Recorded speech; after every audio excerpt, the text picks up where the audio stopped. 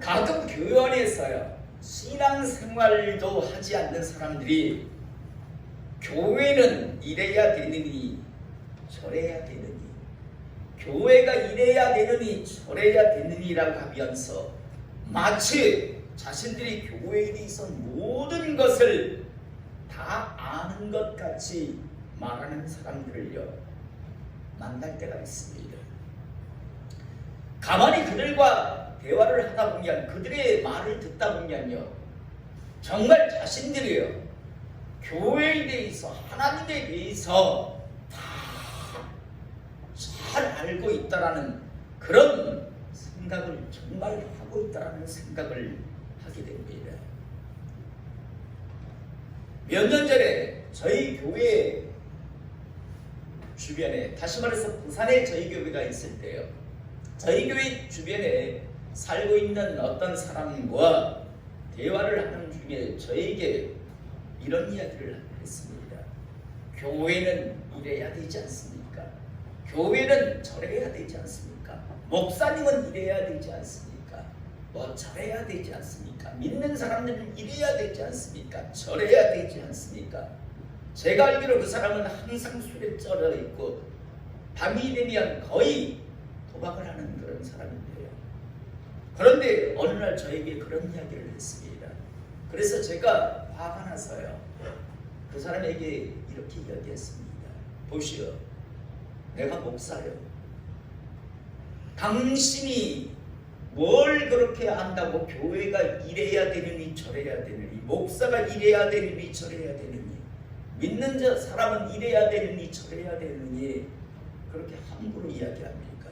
당신 뭐 아는 거 있어요? 당신 뭐 쥐뿔도 먹잖아. 그런데 왜 함부로 입을 놀리는데? 알지도 못하면서 왜 함부로 말합니까? 당신과 비슷한 사람들끼리는 말장난을 칠 수 있겠지만 나는 교회 목사예요. 함부로 교회가 이래야 되느니 저래야 되느니, 목사가 이래야 되느니 저래야 되느니, 믿는 사람이 이래야 되느니 저래야 되느니 함부로 말하지 마시오.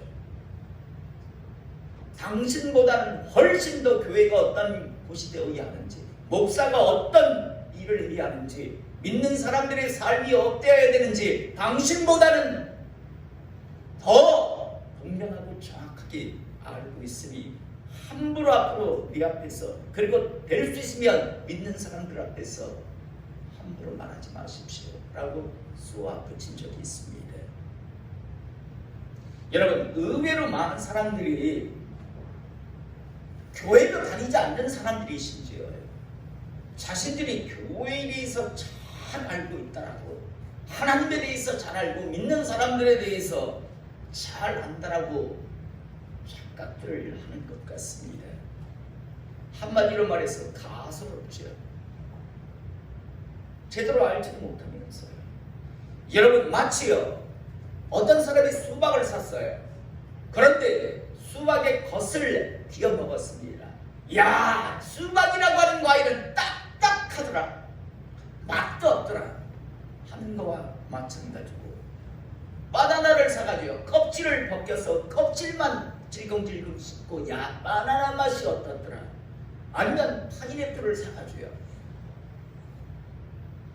겉을 씹어 먹으면서 야, 가시가 많다, 이 과일은 못 먹는 과일이더라 하는 거와 마찬가지죠. 여러분, 진짜는 그 안에 있잖아요. 그 안에 있는 것을 먹어보지도 못한 주제에 여러분, 이 과일은 이렇다, 저 과일은 저렇다라고 말한다면 그건 어리석은 사람입니다. 신약시대의 교회의 최초의 모형은요, 구약시대 보면 성막이었습니다. 이 최초의 성막은 인간들이 스스로 창작해서 만든 것이 아니라 하나님께서 하나하나 너희들은 이렇게 만들라고 말씀하셨습니다. 여러분, 교회가 움직이는 건요, 사람의 지혜와 지식, 그것에 의해서 움직이는 게 아니라 하나님 말씀의 기준을 가지고 움직여야 그곳이 교회가 됩니다. 세상에서 박사, 무슨 출세한 사람, 권세 있는 사람들이 들어와서 각자 저마다 떠든다고 그들 이야기를 따르면 교회는요, 교회가 되지 못합니다. 저희 교회가 공동회의나 재직회를 할 때 항상 새벽 예배를 마치고 합니다. 그러면서 미리 전주에 이야기합니다. 기도하지 아니한 사람은 떠들지 마시오, 말하지 마시오 라고요. 똑똑한 사람에 의해서 교회가 움직이는 것이 아니라 정말 기도한 사람에 의해서 교회는 움직여져야 합니다. 그래야 하나님의 뜻에 맞게 갈 수 있습니다. 신약의 교회인요. 신약의 교회의 최초의 모역은 구약의 성막이었는데, 여러분, 성막을요, 하나님의 말씀대로 지어져 있는 그 성막을 멀리서 보면 어떻게 보였을까요? 웅장하고 아주 대단한 아름다운 그런 모습으로 보였을까요? 별 볼 일 없는 모습으로 보였을까요? 멀리서 보면 성막은요, 거무축축하며 그냥 장막에 불과했습니다. 멀리서 보면요. 왜냐하면 출애굽기 26장에 성막을 지을 때 특히 성막의 지붕에 대해서 이제 말씀하신 때를 보면요, 성막의 지붕은 4중으로 되어 있었습니다. 4중으로 되어 있었는데 제일 안쪽, 다시 말해서 하나님의 성막 안에서 위를 보면 가장 첫 번째 그런 부분은요, 무엇으로 하라고 하셨는가 하면, 너는 성막을 만들 때 가늘게 꼰 배실과 청색, 자색, 홍색 실로 그룹을 정교하게 수놓은 10폭의 휴장을 만들지니라고 되어 있습니다. 가늘게 꼰 배실, 정말 아주 부드럽고 귀한 청이었습니다. 그리고 그 위에다가 청색, 자색, 홍색 실로 그룹, 다시 말해서 천사의 그러한 모습들요, 그걸 수놓으라고 했습니다. 그러니까 성막 안에서 천장을 보면 아주 부드러운 귀한 천이에요. 거울에 보면 청색, 자색, 홍색 실로요, 천사들이 있는 그런 모습이었습니다. 그리고 그 위에다가는요, 다시 말해서 이제 가늘게 꼰 배실로 된 그 천 위에, 그 위에다가는요, 염소털로 짠 천으로 있잖아요. 그 위를 다시 한번 덮으라고 했습니다. 여러분, 염소털은요, 어떤 기능이 있는가면요, 방열입니다. 여름이 되면 이스라엘의 그 광야는 어마어마한 40도, 50도의 그런 태양빛이 내려지잖아요.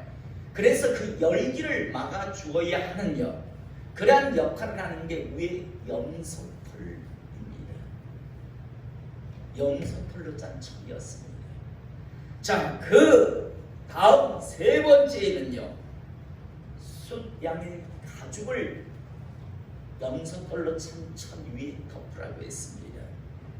우리가 요즘 말하는 양모라고 하면 되겠죠. 여러분, 양모의 가장 특징이 뭡니까? 보온입니다.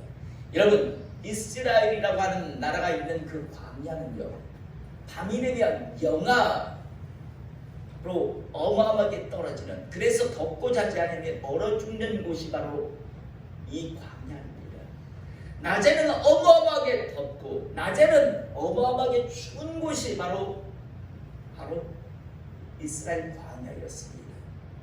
그래서 하나님께서는요, 그 위에다가 이제 수장의 가죽을, 다시 말해서 보온의 역할을 하게 하셔서 성막 안에 들어가 있으면 아주 따뜻했습니다. 그리고 마지막 제일 가쪽이죠. 안쪽에서 볼 때는 제일 가쪽이고 밖에서 볼 때는 보이는 곳입니다. 그곳은요, 하나님께서 해달의 가죽으로 덮으라고 했습니다. 해달의 가죽이 어떤 색인가를, 여러분, 해달이 어떤 색을 가지고 있는가를 잘 아실 겁니다. 검정색입니다. 그리고 이 해달의 가죽의 특징은요, 방수입니다. 자, 여러분, 하나님께서는 성막을 짓고 그 위에 네 겹으로 이래 하라고 했는데, 첫 번째는 가는 배실로, 그러면서 아주 부드러운 그냥 거기에 청색, 자색, 홍색 실로 천사의 모습을 그려 넣으라고 했습니다. 순화 넣으라고 했습니다. 그 위에는요, 무엇을 이렇게 덮으라고 했죠? 염소털. 염소털은 염소털이 천이죠. 뭡니까? 무슨 역할? 방열에 그 다음 그 위에 이제 수장의 가죽을 넣으라고 했습니다. 그 수장의 가죽은요, 보온의 역할. 그리고 마지막 해달의 가죽을 덮으라고 했는데, 그 해달의 가죽은 방수의 역할. 하나님은 그렇게 정교하게 성막의 지붕을 덮는데도 그렇게 정교하게 해요. 하나하나 세심하게 하나님은 만들라고 했습니다. 그런데 여러분, 문제는요, 밖에서 멀리서 보면 뭐밖에 안 보일까요? 해달의 가죽이요, 시커멓쭉쭉한, 계속 빛을 바라면 이제 말라지면서 시커멓쭉쭉한 그것만 보였을 겁니다. 밖에서 볼 때 성막의 모습입니다. 그런데 여러분, 성막 안에 들어가서요, 성막 안에서 위를 봤을 때는 시커멓쭉쭉한 게 보였을까요? 뭐가 보였을까요? 여러분, 하얀 배실로 본 곳에 청색, 자색, 홍색 실로 짠 천사들의 모습이요, 어마어마하게 아름다운 그런 모습이 안에 들어가야만 볼 수 있었습니다. 그것만 있었나요? 성소와 지성소로 나뉘는데, 성소에는요, 무엇이 있었습니까? 금촛대, 분향단, 떡상이 금으로 만든 것이 있었습니다. 그리고 그 또 휘장을 열고 그 안쪽으로 들어가면, 지성소로 들어가면 그곳에는 하나님의 법궤가 있었고요, 그 법궤 안에는 아론의 쌍난 지팡이, 만나를 넣은 금 항아리, 그 다음 아론의 쌍난 지팡이가 있었고요, 그 다음 만나를 넣은 금 항아리가 있었고, 그 다음 십계명 두 돌파리가 안에 들어 있었습니다. 그리고 그 위에는 시은자라고 해서 천사 둘이 서로 마주보고 있는 그런 형상이 있었고, 그 사이 뒤편에 하나님께서는 임재하셔서 이제 너희들을 만나겠다라고 말씀하셨습니다. 여러분, 하나님은 어디나 계시지만 하나님은 말씀하셨습니다. 나는 그 시인자 사이에 임해서 너희들을 만나겠다, 그리고 내가 말하겠다라고 말씀합니다. 여러분, 이 시대 교회 가면 뭐하냐, 교회가 필요해서 믿음만 있으면 하나님의 자신을 향한 뜻을 어디서 들으려고요? 여러분, 성막을 제대로 알면요, 함부로 절대 말하지 못합니다. 그리고 이 성막에, 전에도 말씀드렸지만 성막에 함부로 못 들어갔습니다. 특히 하나님의 임재하신 그 지성소에 들어갈 때는요, 발에 밧줄로 끈을 묶어야 했고, 옷술에는 방울을 달아야 있었습니다. 너같이 자꾸 졸다가는 구약 같았으면 죽었어. 알아? 어떻게 여러분, 지성소에 들어가는데 왜 발에다가 밧줄을 묶었고요, 방울을 달았을까요? 사람들은 몰라요. 그런데 그가 죄를 지었으면 들어가는 순간 즉사했어요. 방울 소리가 딸랑딸랑 안나면 안에서 죽었다는 이야기예요. 그런데 그 사람을, 그 신체를 꺼내겠다고 들어가다가 다 죽어요. 그래서 어떻게 해야 됩니까? 밖에서 밧줄로 끌어내야 있었습니다. 교회가 그런 곳입니다. 택도 없는 자들이 와서 함부로 교회가, 목사가, 내가 세상에서 어쩌고 떠드는 곳이 아니다라는 곳입니다. 감히 지성소에 들어가는 자가 졸을 수 있었을까요? 여러분, 저는 이런 마음이 우리 성도들에게 있기를 시간 축복합니다. 교회에 오실 때, 그리고 하나님 존재 앞에 나올 때, 교회가 하나님의 임재가 없으면 그건 교회가 아닙니다. 성령 하나님의 임재가 없으면 예배가 아닙니다. 세상 대중과 똑같습니다. 서로 지잘난치하면서 많이 번 채한 것, 많이 가진 채하고 큰 힘 내가 가진 것, 성공한 것, 그것 자랑하며 서로 시기 질투하는 그런 모임으로 전락할 수밖에 없습니다. 그런데 하나님께서 임재하시면요, 문제가 달라집니다. 그것은 거룩한 성전, 거룩한 집이라는 뜻입니다. 성전은요. 그리고 그곳에서 하나님의 말씀이 뜻이 전달되고요. 여러분, 너무 사람들이 모르면서 하나님은 교회를 통해서 내가 말씀하시겠다고, 구약에는 성막, 특히 지성소, 시운자 사이에 내가 입에서 말씀하겠다고 하셨고, 신약시대 에베소서를 보면 내가 교회를 통해서 나의 뜻을 전달하겠다고 말씀하셨거든요. 아무것도 모르면서 떠들고 잘난 체하고 아는 체 하는 사람들이에요. 어설프게 교회 다니는 사람, 덩달아서 교회도 다니지 않는 사람들이 교회에 있어 아는 체를 합니다. 저는 우리 성도님들이요, 정말 제대로 알고 신앙생활하는 모든 하나님의 사람 될 수 있기를 시간 축복합니다. 여러분, 구약시대 하나님을 만나고 정말 하나님의 은혜를 누리기 위해서는요, 하나님의 어떤 분인가를 알기 위해서는 성막들 안으로 들어갈 수 있어야 합니다. 그리고 그 성소와 지성소 안에서 볼 수 있다면, 아무나 들어갈 수는 없었지만요, 그 안에 들어가 본 사람만이 그 안이 어떻게 정말 있는가, 그곳에 어떤 하나님 앞에 섬김이 있는가를요 알 수 있었습니다. 그런데 그 안에 들어가 보지 않고 멀찍이 서서, 야 저게 성막이래, 하나님의 성막이라면 보이는 것이 시커먼 쭉쭉한요 검은 천 해달의 가죽일 뿐이었습니다.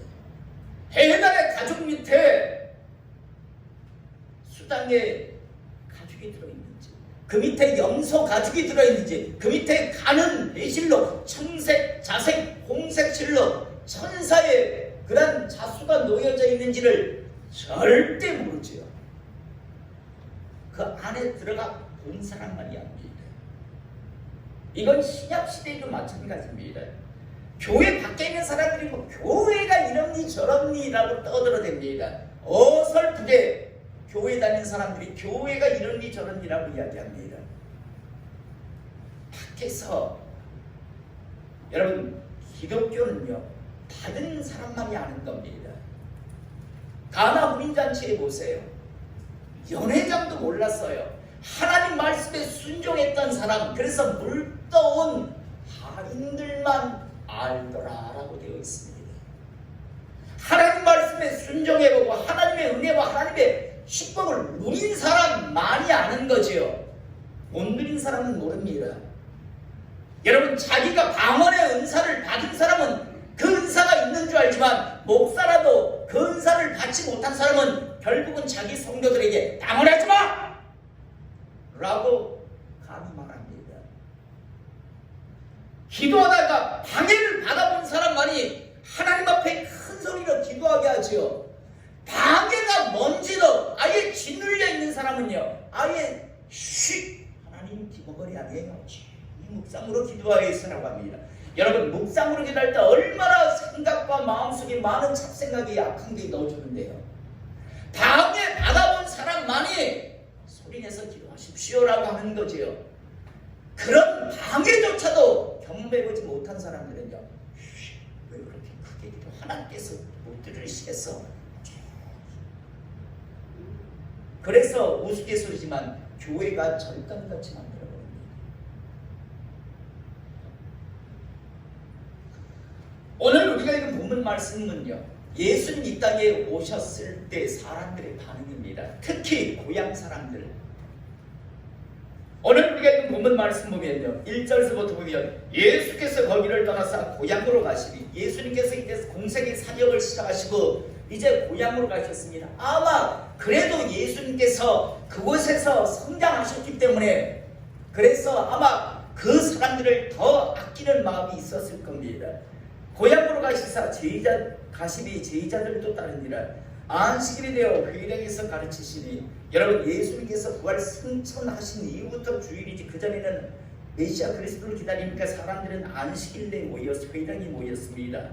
자, 안식일이 되어 회당에 가르치시니 많은 사람이 듣고 놀라 이르되, 고향 사람들이 이제 예수님께서 회당에서 이제 자신의 메시아 그리스도 되심에 대해서, 하나님의 나라에 대해서 이제 강론하셨겠죠. 그러자 사람들이 듣고 놀라 이르되, 이 사람이 어디서 이런 것을 얻었느냐? 이 사람이 받은 지혜와 그 손으로 이루어지는 권능이 어찌되느냐? 예수님께서 말씀만 하신 게 아니라 정말 능력의 권능의 사역도 하신 겁니다. 자, 그래서 사람들이 놀라워했습니다. 여기까지는 좋았는데 오늘 3절을 보니까 이 사람이 마리아의 아들 목수가 아니냐? 야, 우리 얘 잘 알잖아. 얘 마리아 아들이잖아. 직업이, 당신은 아버지가 목수면 자식도 목수였습니다. 직업이 대를 이어갔습니다. 그러다 보니까요, 자신 앞에서 하나님께서 메시아 그리스도의 사역을 하시고 말씀을 전했는데, 그들이 보인 반응은요, 이 사람이 마리아의 아들 목수하느냐? 우리 얘 엄마 잘 아는데, 얘 엄마 마리아잖아. 얘 아버지가 요셉이고 얘 직업이 지금 목수인데. 그러면서 또 뭐라고 합니까? 야고보와 요셉과 유다와 시몬의 형제가 아니냐? 얘들 형제 우리가 잘 알잖아. 얘 형제가 아마 얘 동생이 야고보고 요셉이고 유다고 시몬이지?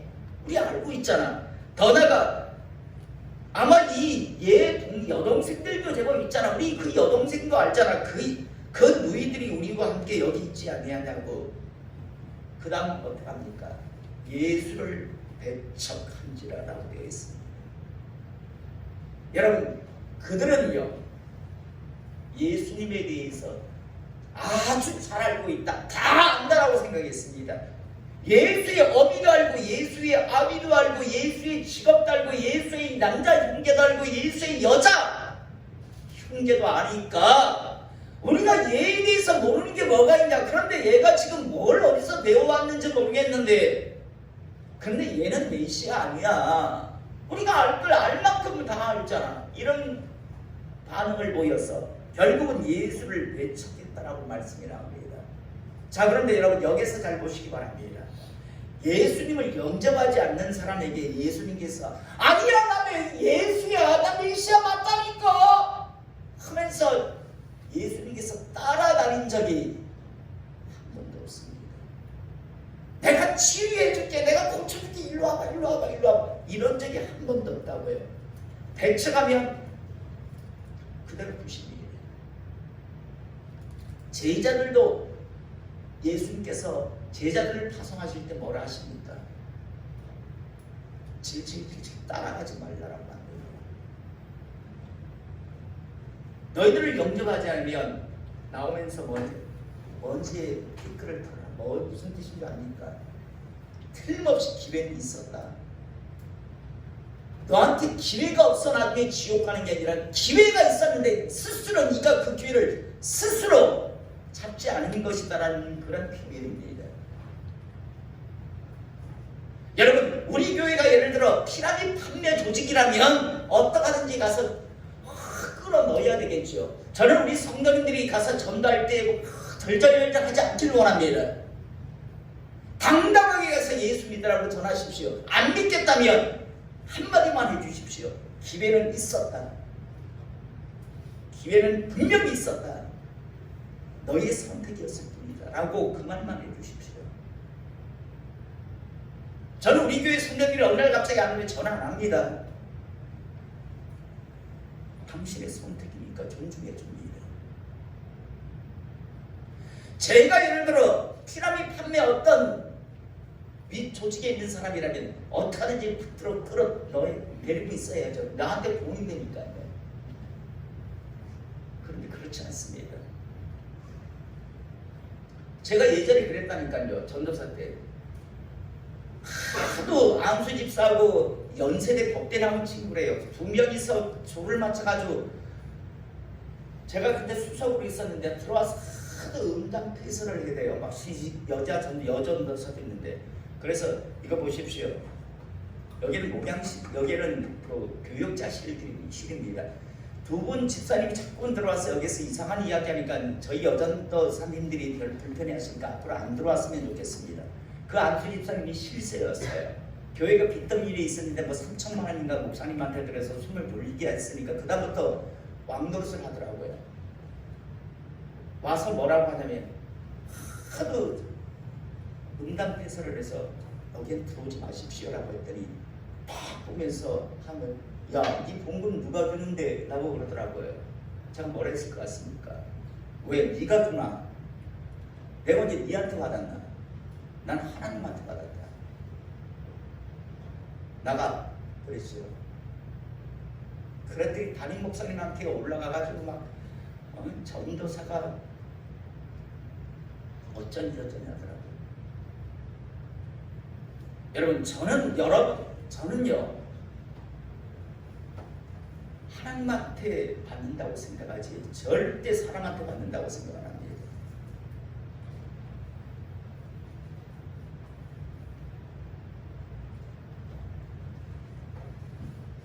질질질질 메어들리지 않길 원합니다. 우리가 뭔가 구린 게 있고 뭔가 우리가 이익을 위해서 끌어들인 것 같으면 그럴지 모르지만 전 좀 더 당당했으면 좋겠어요. 당당하게 예수전 했으면 좋겠습니다. 싫어! 말아. 그런데 기회는 있었어. 라고. 오늘 예수를 배척했습니다. 그러자 4절에 왜 배척했다고요? 다 안다고. 예수님에 대해서 자기는 다 안다라고 생각했던 거예요. 그런데 4절에 예수께서 그들에게 이르시되 선지자가 자기 고향과 자기 친척과 자기 집 위에 있는 존경을 받지 못함이 없는 일 아시고요. 거기서는 아무 권능도 행하실 수 없어 다만 소수의 병자에게 안수하여 고치실 뿐이었고 12제자를 부르사 둘씩 보내시다. 그들이 믿지 않음을 이상히 여기셨더라. 이에 모든 촌에 돌아다니시며 가르치시다. 떠나서 다른 곳에 가서 사역하십니다.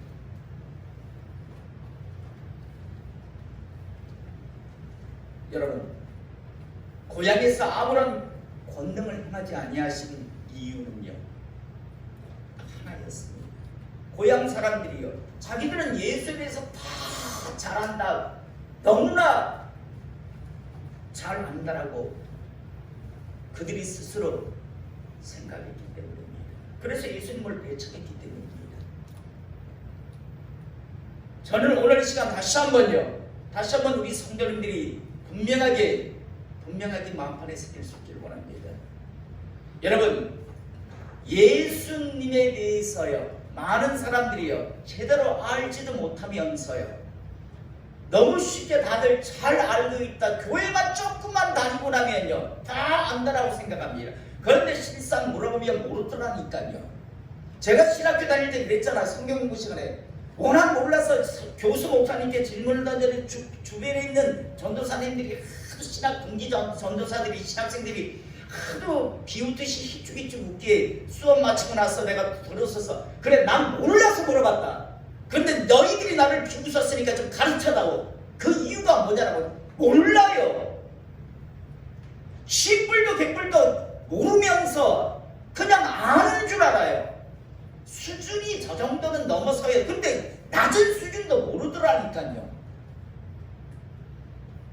저는 우리 성도님들이요 철저하게 정말 겸손한 가운데 하나하나 그렇게 하나님을 더욱더 알아가는 저와 우리 성도님들이 될 수 있길 원합니다. 저도 다 몰라요. 제가 그러잖아요. 저한테 의문을 가지시면 전하라고. 그런데 전 다 모른다고. 모르면서 아는 척 안 하겠다라고요. 얼렁뚱땅. 나도 이해가 안 되는 말을요 그냥 얼렁뚱땅 하지 않겠다고요. 모르면 모르는 거지요. 뭐 대신 알아보겠다고. 여러분들도 모르면서 아는 줄 착각하며 그렇게 살아가지 않기를 이 시간 축복합니다. 하나하나 겸손하게 해요. 이 고향 사람들이 알고 있었던 건 껍데기입니다. 여러분, 예수님께서 동정녀로 잉태됐다는 걸 지금 모르고 있잖아요. 동정녀 탄생이라는 것도 모르고 있어요. 이분이 지금 성령이 이끌림 받아가지고 지금 이런 지혜와 이런 권능의 사역을 한다는 걸 모르고 있어요. 지들이 하는 건 육신의 어미, 육신의 아비. 유전자상으로 보면 요셉의 유전자가 없잖아요. 그들이 볼 때는 같은 형제로 보일지 모르겠지만 야고보, 유다, 시몬 뭐 이러면서 형제들인 것 같지만 여러분 유전자를 검사해보면 달라요. 아니잖아요. 다른 형제들은 마리아와 요셉이 부부관계를 통해서 그래서 잉태돼서 나왔지만 예수님은 아니잖아요. 뭘 제대로 알지도 못하면서 자기들은 다 한다라고 생각했대요. 그래서 배척을 하니까 배척하는 데 가서 내어달리지 않고 제자들과 함께 다른 데로 가버리시니 안다고 아는 척하는 자에게는 은혜가 주어지지 않음을 우리가 보게 됩니다. 우리 온 가족이요 언제나 항상 철저하게 겸손하게 해요.